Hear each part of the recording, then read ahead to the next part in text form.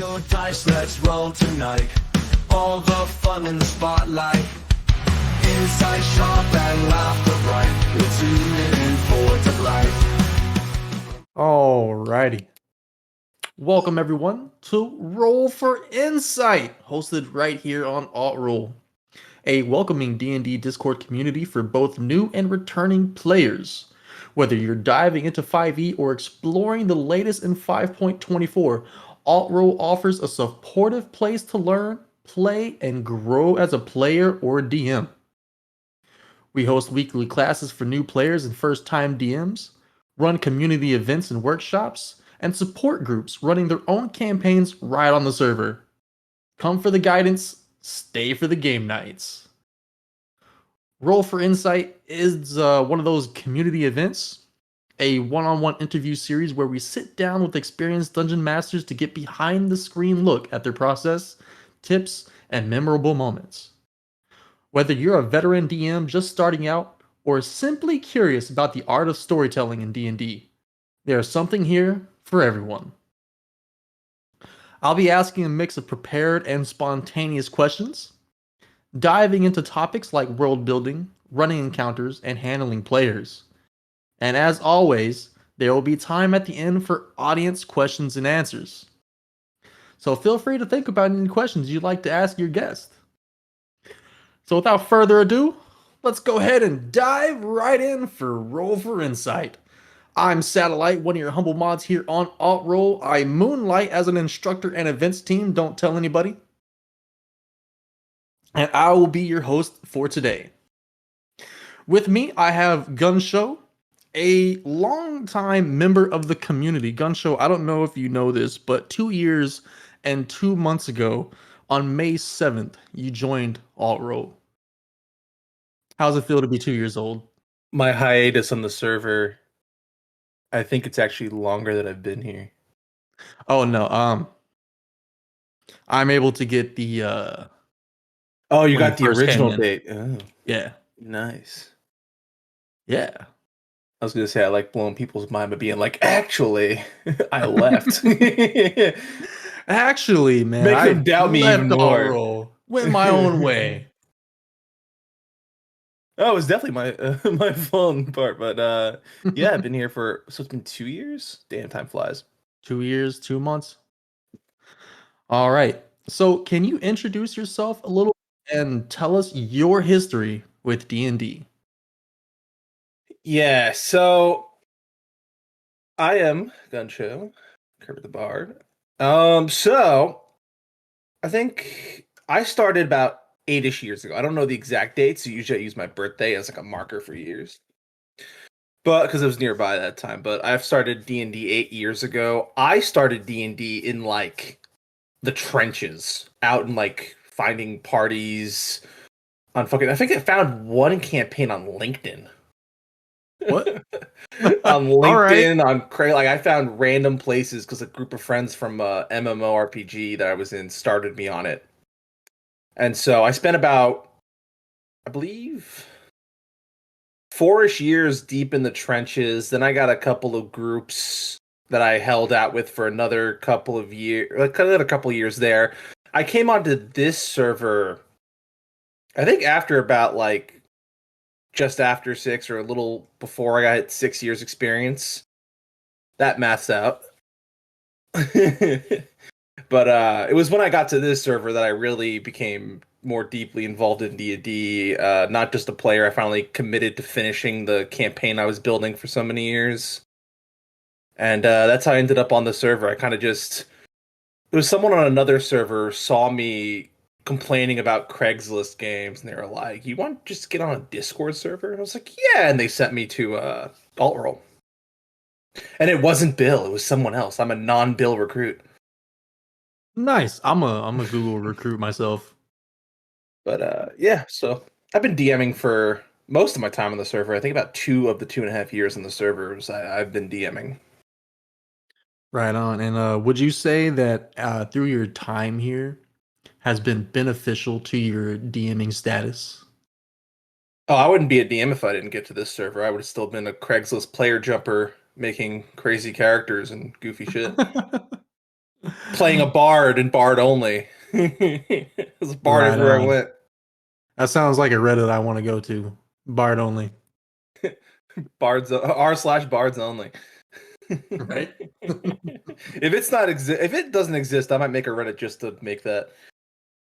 All right. So, what initially drew you to the DM seat? You said you didn't start DMing till alt row, so now I'm very curious. What about alt row got you to GMing? The part of I have ADHD, but I have mostly under control through like self-discipline and training. But the part that keeps running forever is my creativity. So I do enjoy world building and like large expansive worlds. And so even before I got onto alt role, just every now and again I would just have these random brain blasts of mind trailing off and away. And I would write it down, I'd put it together, and I built most of a homebrew world by the time I got into alt role. It was when I saw the large community, the constant games playing, campaigns going, so many players. I was like, you know what? Let me finish the homebrew world, set up a story, and then see how it is. And so it was the community itself that I was witnessing that I was like, you know what? Let's give it a shot since I already have most of it on paper. Well, I'm glad our community could be the catalyst that got you into the DM seat. The more people we get into the DM seat, the better. The players far outnumber GMs, and I think it's just because people are scared of getting into the GM seat. Were you scared, nervous, or anxious when you first started GMing? No, I'm the guy that dives headfirst into the black hole. I just ran for it. I was like, all right, I have everything I need here to do it. There's not going to be a tough time getting players or nothing. So I was like, screw it. Run in, start making stuff, subject them to the inner workings of my mind, which may or may not be Patrick spilled milk or a labyrinth of Patrick spilled milk. We'll find out eventually. All right, perfect segue for what's in your head. How would you describe your DM style? Is it more focused on storytelling, sticking to the rules, or is it finding a balance between the two? I've found I'm a big person who uses the rules in not like a direct, like by the book way, but I use the rules as a guide to create stories. I kind of play with the rules, play with what's possible, and then take like if this is possible, what if it's already happened to build up like backstory to this place? What if it builds up to a altercation? And it ended up kind of showing me my DM style. I'm a lot very much into political intrigue and mystery. And so utilizing the mechanics and what's possible in the game, it kind of gave me a guideline on how I want to mold my world and make a story out of it. So a lot of my NPCs and stuff, what they accomplish is still technically raw to a degree, which has made the story a lot more interactive and a lot more unique and curious. You know, it's not something you just see and you do. It's something where now you have to kind of follow the breadcrumbs and find it. And it's made my stories, I hope, very interesting. My players have liked it so far. I love hearing that you build on what's mechanically possible because what that tells me is that you're allowing your players player agency. A lot of people try and tell stories and they don't really consider the rules, but when you consider the rules and what's possible for the players, you allow one of your players or multiple players to absolutely shine in the moment. I love that. Yes, and then doing so has also allowed me to easily give the players the ability to shape the very homebrew world that I've made. The homebrew world I made. I'm doing a 3-part campaign, like 3 campaigns within the world, and so because everything is kind of mechanically based on how things formed and were created in the world, the players doing things mechanically is shaping the next campaign, changing things in the next campaign. I think my party has already added a couple of nasty things for the second campaign party. They've given the right NPCs the right ideas. They've set things into motion. Oh yes. All right, so you said you run campaigns. Do you run a lot of campaigns or you do one shots? Do you throw one shots in there with them? what I do with one shots is kind of tied in my campaign. I'm running the one voice campaign now because I have multiple jobs in college, but I am also starting up a play by post campaign on a different server the end of the week. So I'm kind of branching out into that to like be able to push more of my creativity out there. But I do run the one voice campaign, and my one shots are so far for a while have been the boss battles of my campaign to help other players kind of sort of follow along with the story and get to have their like people who didn't get into the campaign who are taking an interest in it or following it a little bit or just wanted to have been a part of it can be a part of certain milestones within the campaign, like the different boss battles. Oh, that's I like that idea. That not only do you get your regular group going through the adventure, but you take the important parts and you allow others who are either bystanders watching the game or maybe didn't make the cut, you allow them the opportunity, the highlights of your adventure. Yes, I believe there was one shot party that actually found out more information about a given part moment of the story than the main party did. Specifically, the Jebediah Woods. One shot group uncovered every inch of it, where a party missed, I think, a third of what they could find in there. Right on. Hey, and I mean, all parties are different. Some parties just want to break down the door. Some parties want to pick the lock. Does it even have a lock? Who knows? But just that beauty of it, the different one shot groups getting more information has made it a little more fulfilling for me as a DM. And it's a good trick that other DMs I think can make use of, because if they have a party that just breaks through the doors and then they make that segment, that dungeon or something, a one shot, and another party goes through and lets them do all their things, have them monologue the NPC that they missed or something. I feel it's a tactic that'll help DMs perhaps make their creations more fulfilling and maybe will incentivize them to really go the extra mile for the campaign for the sake of running the one shots after for more players. Not only that, but familiarity with their own world as well. Yes. Some of the one shots have reminded me of information where I'm like, oh, I should jot that down somewhere that's not in the giant notebook that I have of my campaign. I Right, right. was like, All right, that's so supposed to let's come back on the main party. I should remember to bring that back. like sticky notes all over your binder. I have a sticky note wall. Yes. Everybody has a sticky note wall. I'm red yarn short of looking like a madman in my room. All right. Perfect opportunity to move into general DMing questions. I know you said that you like to redo final boss battles for other people and stuff like that. So let's get into that. How do you design a climatic final boss battle? Ooh, I love stories in which a boss or like a main bad guy is built up. So very much so. I like to design boss battles either having a lead up to them, a lead up in which you find breadcrumbs more about them. I don't think I've ever built a boss that hasn't had like a story behind them. So I always like to have a story behind the boss. The area around the boss is impacted by that story. The area is a product of his story. And then I like to have the parties discover it going forward and find reasons to hate him or find reasons to feel sorry for him or pity him or whatever emotion I wish to evoke. And that's why I like the players to go through. Whenever I make one shots, I want them to come in, learn and explore, and then when they come to that boss battle, I want it to be as emotional as it is exciting to fight that boss. Absolutely. Love it. I'm a big story person, as you can tell. Speaking of stories, everyone loves a good story, but everyone also loves magic items and they love getting them in these stories.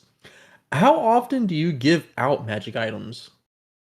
I give them out half, 50% of how I give out items is based on the tier list in the DMG to kind of keep it a little bit balanced with the the level progression.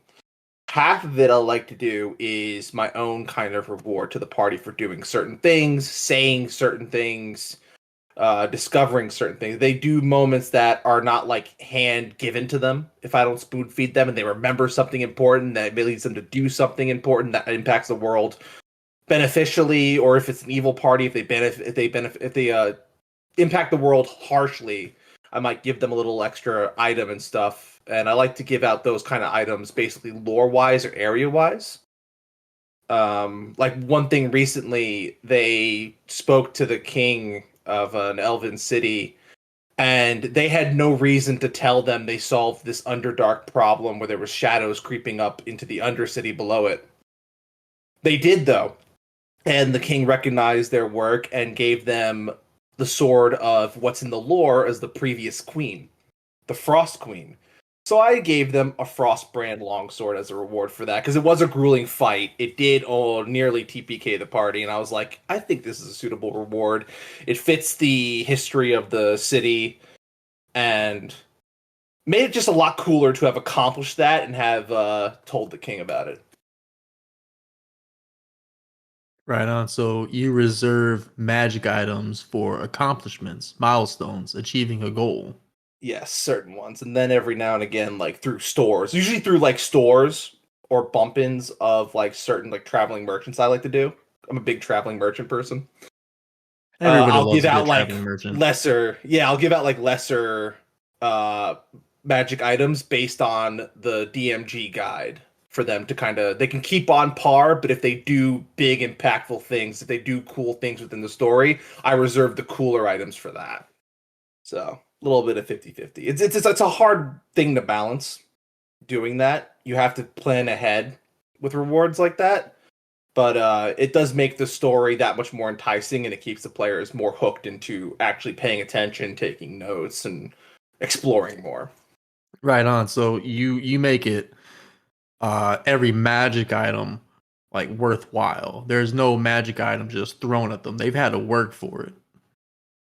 They've had to work for most of it, or if they didn't have to work for the magic item specifically, they had to work for the funds to get the magic item. And that makes sense. I've been in some few campaigns before where magic items were given to me, and I'll be honest, I didn't care for them. It's not the magic item itself. It's just that I didn't care about the magic item because I didn't earn it. Yeah, it's very different when you work for it, and you tend to remember it better and have more interest in using it when you've earned it. A lot of freebies get forgotten. All right. How do you handle in-game consequences for out-of-game actions? In-game consequences for out of games. Have you heard of a Tonberry? So what I did was I had the initial party that started my campaign, I had a couple of players that I had a significant concern of them trying to metagame in some form or fashion. So one of my biggest deterrents is I created the Tonberry. Now, for those who don't know Final Fantasy, the Tonberry is a like tiny creature with a lantern and a knife, the chef's knife. And it doesn't move very fast. It's not like crazy abilities, it just like stabs or hits you with a little magic ball. However, those attacks have a percent chance to just insta kill you. Oh, And so metagamers are warned, or people that have the potential for metagaming, the party is warned, don't metagame or I will Tonberry you.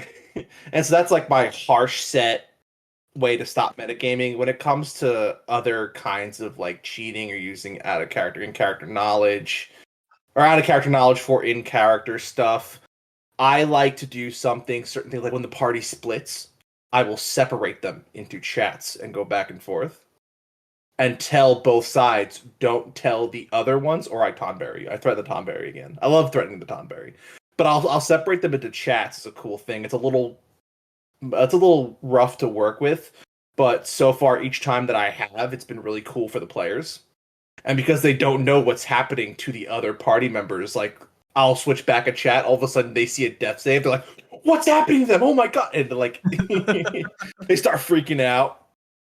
Or I won't even have them roll death save. I'll just have them roll a random d20 instead of clicking the death save button, so they have no idea what the d20's for. And they start like speculating and freaking out. It's a good way to get the party to come back together because they have no idea what's happening and want to. And it's also a good way to keep a lot of out of character knowledge away from them, so they don't use it in character by accident or intentionally. Is one of my other favorite techniques. And then, of course, just the overall kind of talking to the players, being open about like, hey, I would rather you didn't use out of character knowledge in character.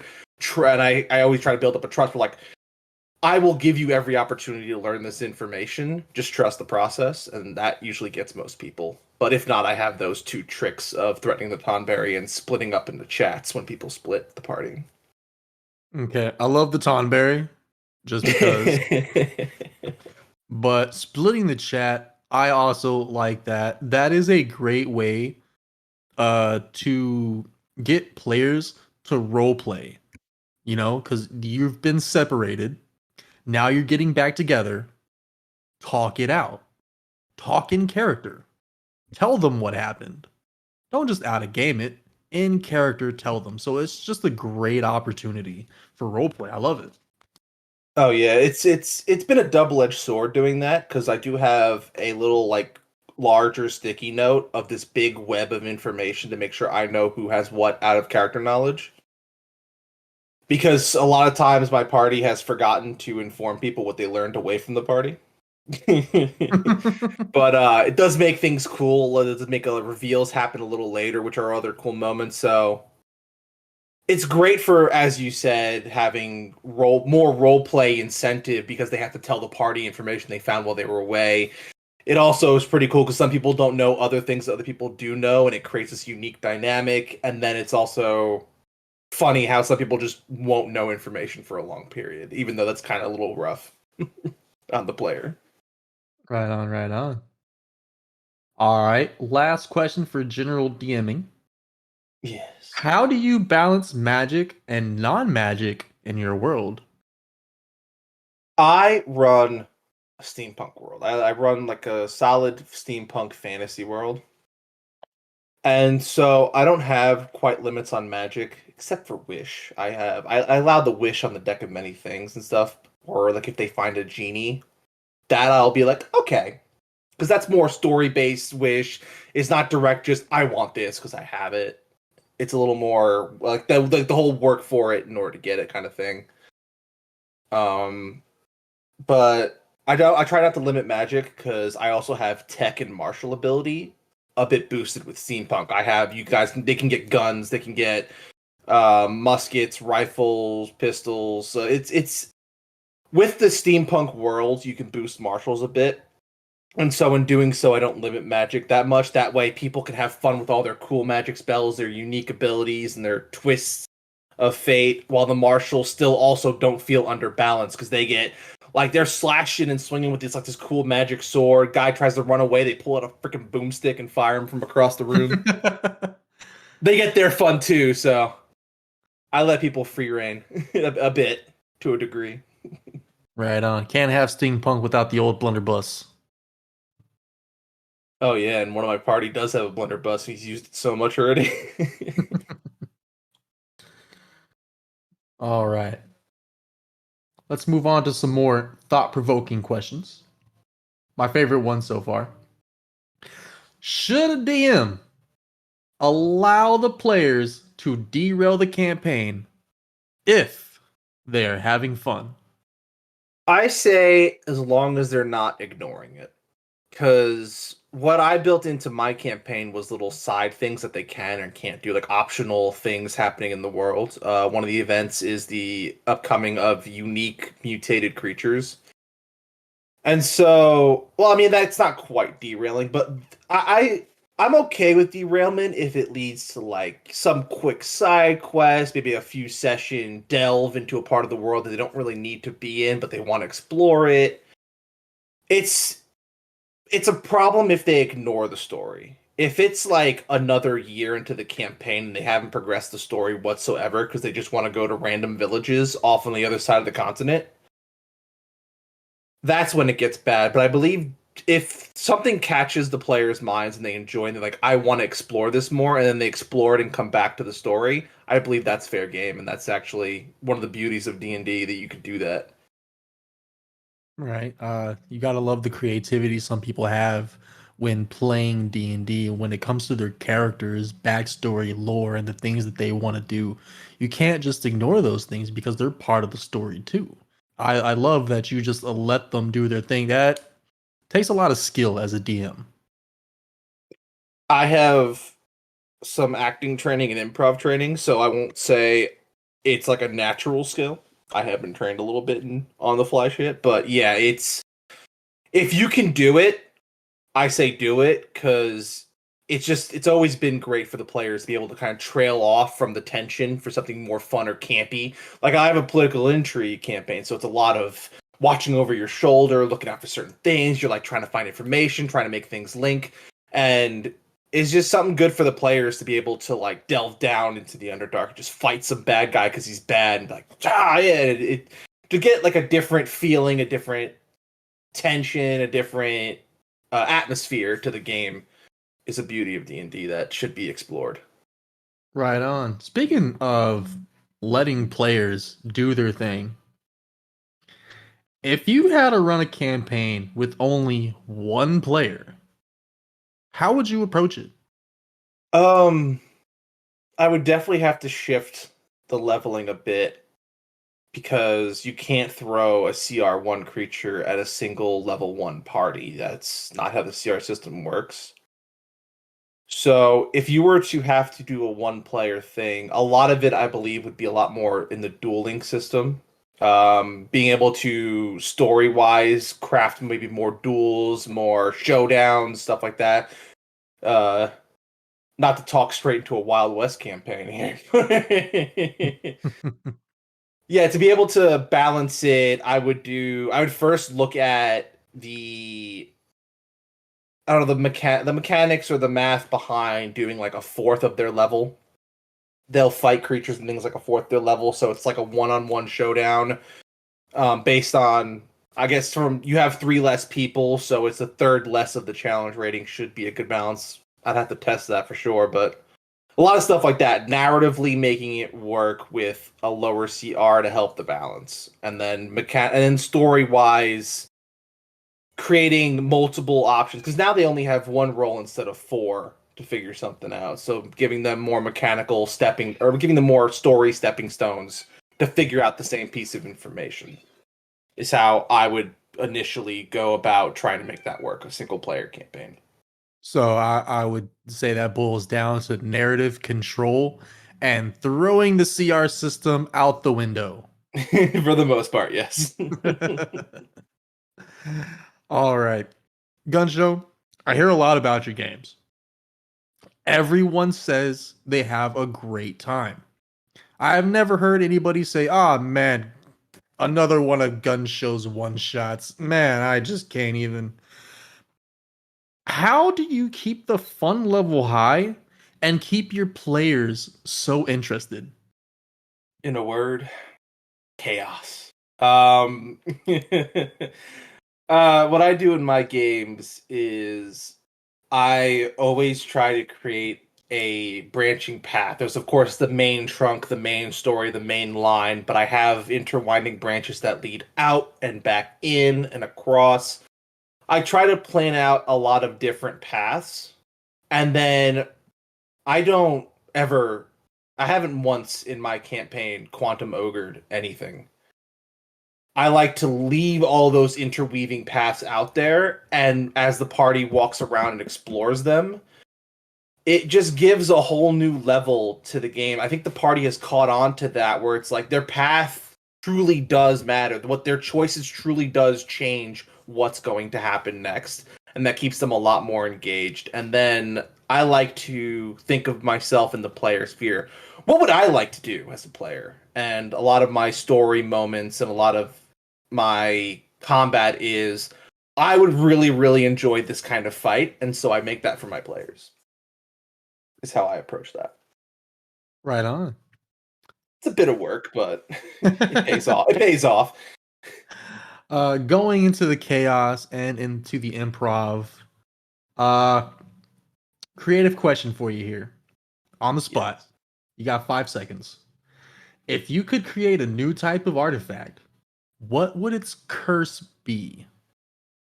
An artifact. Oh, I've always wanted to do an artifact robe with some sort of interplanar curse, like another being is being able to enter through you wearing this outfit. I've always wanted to do that. Because then you can't take the outfit off because of the curse, but now you have to contend with something you don't know or understand, and it wants you. It wants to come into the world through you. So much tension, but so much intrigue. It'd be amazing. It's like when you use disguise self and you disguise yourself as a clown and you can't help but be a clown. The clown just takes you. You're now a clown. Yeah, you become the clown. Congratulations. This The is what soul being of controlled is Chuckles. like. The soul of Chuckles will find you, and you will become the best clown. Never go full clown. Never go full clown. Always leave one piece of the costume out, so you never go full clown. All right. Some player interaction questions here. How do you handle a player who always tries to take control of the story? I have one of those players who really likes to plan everything out and really steer, and it's not like a bad thing he does. He's very genuine with it. He really wants to help, and but what I like to do is I do things where I set up personal arcs within the story for the players, so he can't steer those personal arcs. They're for the other players. He doesn't have any information to really steer with. That's one thing. So when they interact with that part of the story, it's really in their control, and he has no way to take the wheel. Other methods I do is I like to be that DM that just sits there and goes, "What does the rest of your party think about that? I haven't heard them in a while." Or I'll call on people specifically, and I'll be like, "What do you think about that? You've been quiet for a while." So I do actively take a part in throwing the spotlight around on people, because as a DM, you have that power.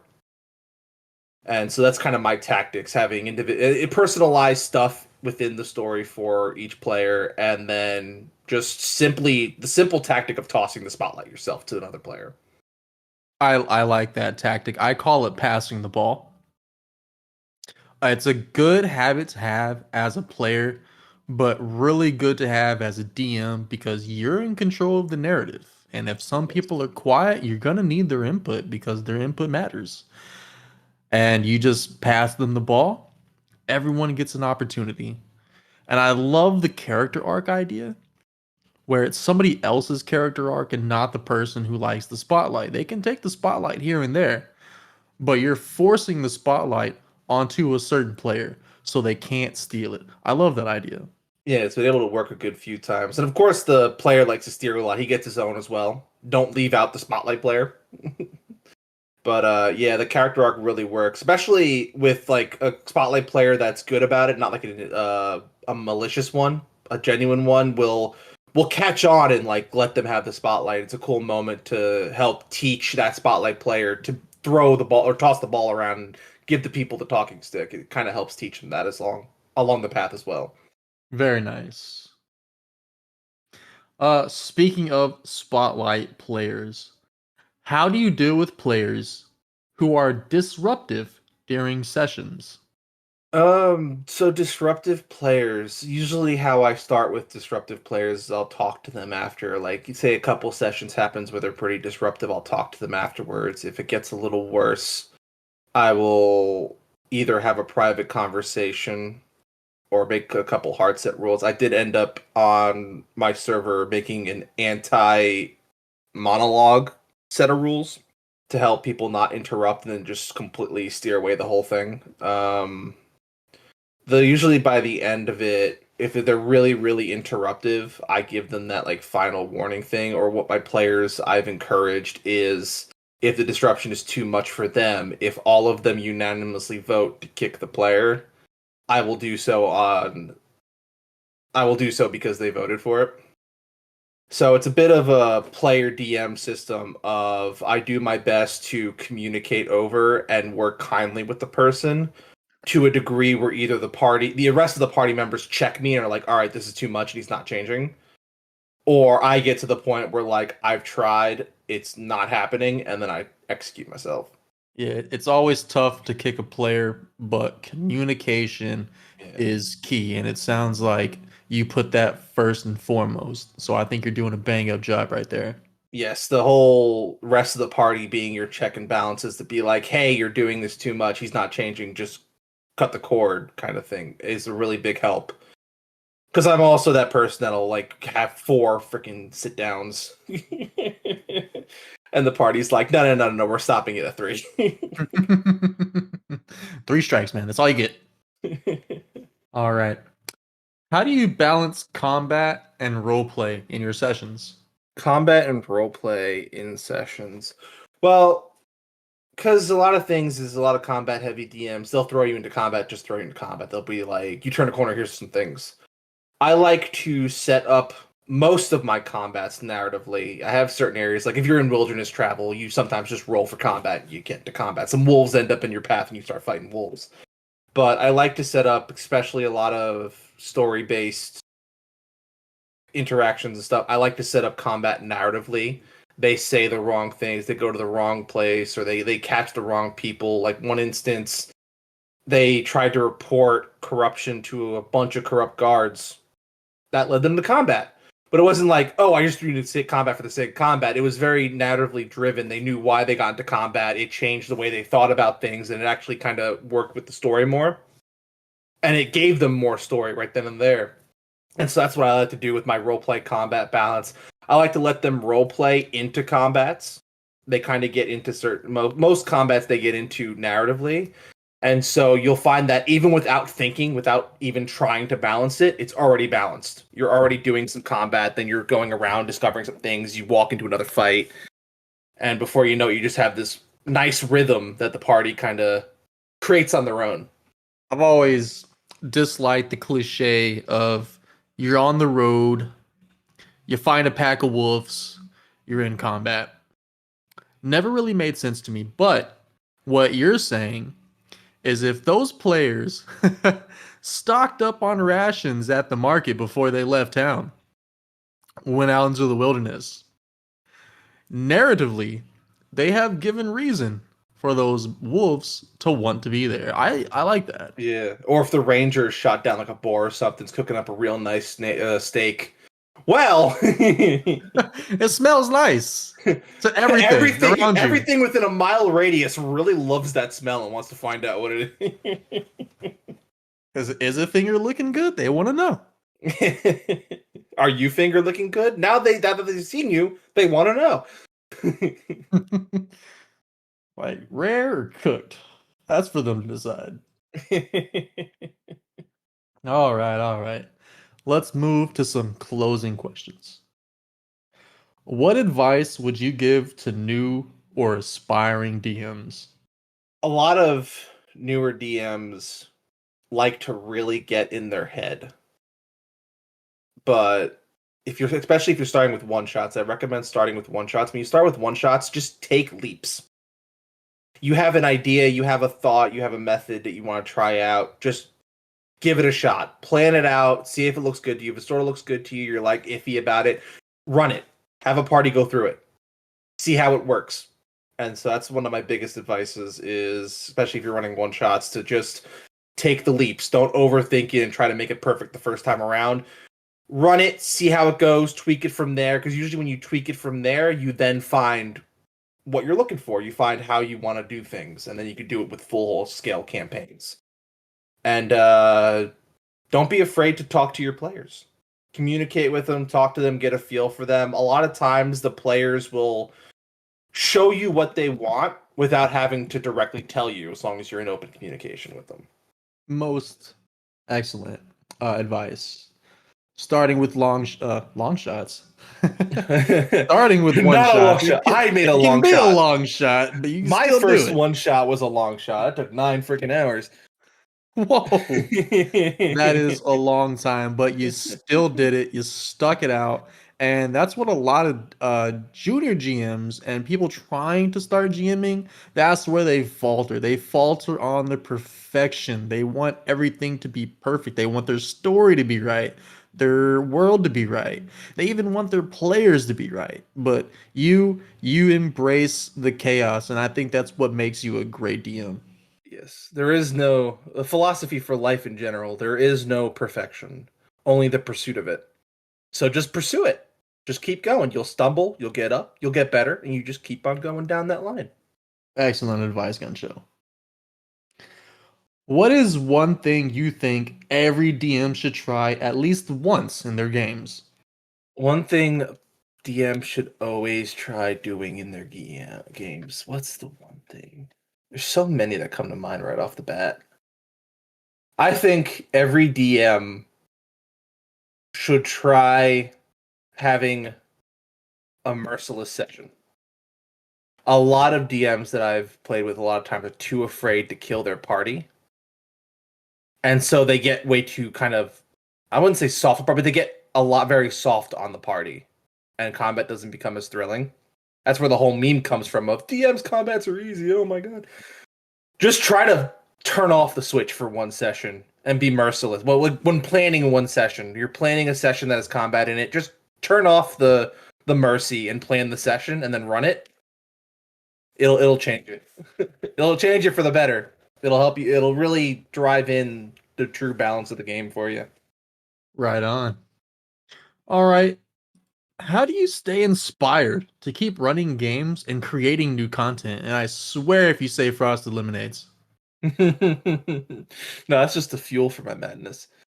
A lot of things is, especially with the new play by post that I said I was getting into on a different server. A lot of things is I keep experiencing things between video game stories or out in the world finding things, movies and such. There's just infinite amount of unique ideas, and you'll find that just throughout your life, if you keep that creative part of your mind just open, you'll catch something, and then next thing you know, your brains come up with like 3 sessions worth of stuff based on that thing you just experienced or watched or whatever.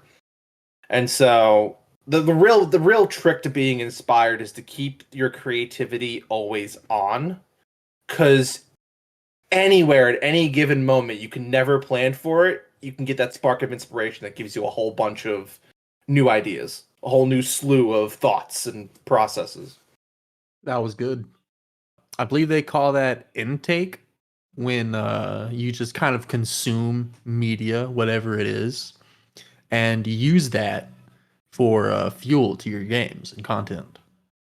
Yes, a lot of DMs do that. I think even the great ones that people praise, Matt Mercer and Brennan Lee Mulligan, I'm pretty sure, based on what little I've seen about them, they're very guilty of this too. It is an art, though, to do intake without carbon copying. That is a risk you take. Try not to carbon copy. But great, the people like them that are in the great things, I'm pretty sure they're, from what I've seen, they're guilty of, they consume X amount of media, like, say, 20 movies or something, and they'll break down from those 20 movies like 10% of each one, or you're like make those ideas into their campaigns or their storylines and such. And that's just something I think all of us as DMs are prone to, even if we don't notice it. I am. I'm especially guilty of it. I have run one game so far as a DM. Yay me. And all of the games that I have written so far, legitimately, they're all Jurassic Park. Every single one of them. I've had a couple of moments where a party member or two or some old on watcher's like, "Oh yeah, this is all like this," and I was like, "I did watch that recently. Holy shit!" I'm like, "Oh, I did it! I copied something. Oh no, I did it! Oh no!" But I mean, if you don't like copy the entire of it, if you take just kind of frameworks or pieces and stuff, you can make it into a good story. You know, a little bit of creativity, a little bit of something you saw, and make some good stuff out of it. Right on. It's like baking a cookie, man. You take a few ingredients, throw it in the oven, out comes something delicious. Yes. All right. Is there any projects, campaigns, or ideas you're excited about right now? The play-by-post one I mentioned again, it's a very much more campy one. But in the future, I've been constantly excited about the next campaign in my homebrew world. The current campaign is still running for the first one, but they're at level, I believe, 8 at the moment, and the campaign goes from anywhere from level 14 to 16. So maybe in another year and a half or so, we'll see the second campaign of 2/3 steampunk world. Lots of potential, lots of cool stuff. Airships this time, so be ready for that. Love some airships. Oh yeah, I've already done a little bit of plotting on an airship battle because that would be amazing. Get your Jack Sparrow on for a little bit in the skies. Funnily enough, in the I don't know what you call it, but the feats that you can take or the skills that you can take, uh, air vehicles aren't one of them. You can take sea vehicles, land vehicles, or space vehicles, but airships, not one of them. Funnily enough. Yeah, Space Vehicles is from the Spelljammer book, I believe, specifically for because they're space flying pirate ships. Yes. And rather than a lot of people I've heard talk about this, the whole airship thing and doing air vehicles, just make space vehicles air vehicles. Right. That's what I ended up talking to my DM about. I took space vehicles so that I can use airships. Yeah, that's what I've told a few people. I'm like, well, I mean, I told them like space vehicles are built into Spelljammer, so if you have that tool option already in, just make airships space vehicles. Right on. An easy compromise. Yeah, you don't have to do nothing. Just say it. You just say Space this vehicles, is this. no, airships. All right. What are the players going to do? Tell you no? They're not going to tell you they don't want to fly an airship. Who's gonna say that? Exactly. All right, Gunnshow. Is there anything we didn't ask you today that you'd like to add? I've already talked about embracing the chaos, but yes, one more thing. Don't be afraid to homebrew stuff, especially as you get more experience. I've gotten a little bit into homebrewing abominations, but when it comes to homebrewing unique encounters and stuff, if you really like to do what I do and do narrative-based combat, do very story-driven experiences, running your hands through homebrew and creating unique things based on the story to really make you feel like you're in a say a steampunk story. You create some unique steampunk creatures. Well, you'll find it very rewarding and very cool. And so that's another thing for DMs is to don't be afraid to narratively homebrew some unique things to enhance your story. All right, Dan. Homebrew and chaos. What could possibly go wrong? Speaking of homebrewing, though, and narrative combat, has there ever been a time where you homebrewed a monster that your party didn't actually go against through their own choices? Yes, there is one that they have passed by 3 times, a homebrew creature. And he's just sitting there. He's waiting. My player left the chat, so they're not going to know either. But there's one sitting there. Because what I do is I've plotted out the entire world of my homebrew world for the story. So I've placed things in positions that I don't know if the party's going to go into or not. But yeah, I've homebrewed a few creatures that one of them is just sitting there. They've passed him again. They drove right by him again. And he's there. He's waiting. Right. The map is currently there, set up in my VTG. So you don't feel any way when they pass Um, up your homebrewed monsters? I don't, because like I said, I plan a lot of stuff out. So a good thing as a DM is to not cling to every little idea. Cling to the overall story. Because then, yeah, they passed this, but you're like, all right, they passed it. Where are they going? They're going to this. And then you start clicking into that gear. You start clinging onto that stuff. You're like, they're gonna run into this. And you start turning your gears in that direction. A lot of big things, a lot of problems DMs have will be like they'll cling onto a single combat. They won't plan ahead in the other direction. The party takes the other direction, and they're like, oh no, oh they went down that hallway. And they're like, oh, but I want them to go here. So like they try to steer them a little bit. They don't go in that steered direction. Now they're on the fly trying to make a map. They're on the fly trying to set up a combat. They're on the fly, maybe trying to homebrew a creature on pen and paper real quick. And it's like, nah, I plan out different directions. A good thing for DMs is to plan out different directions and not to attach yourself to instances too much, especially if they're out in the world on the map. If they pass it, leave it there. They might come back to it. They might not, but they might come back to it. Especially if you have things in cities. If they don't go to a certain part in the city, oh, well, later on in the story, they're supposed to come back to the city and check this or this out. Leave it there. Leave it there and have faith that the party will keep exploring and probably run into that thing. Honestly, some excellent advice to end it on. Prepare branches. Don't get too attached to one.